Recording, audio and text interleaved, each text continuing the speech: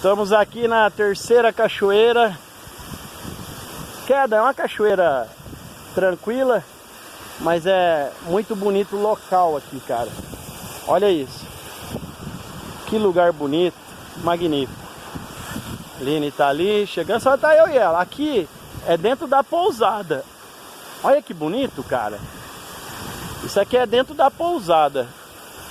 Aí tem a trilha bonitinha, ó. É 10 minutos de trilha para chegar nessa queda d'água aqui, ó. Só que as maiores cachoeiras estão lá fora, como eu disse, né?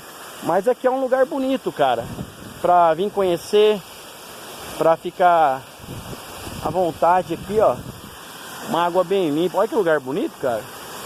A Aline está ali, nós estamos lá em cima, lá. Como tem internet aqui, não sei. É um puto investimento. E é isso aí. Achei muito bonito. Só Deus mesmo para fazer um lugar bonito como esse, cara. Olha. Chegamos, meu amor. Que lugar bonito, né? Olha isso, cara. Olha que queda magnífica. Só Deus mesmo, né? Caramba.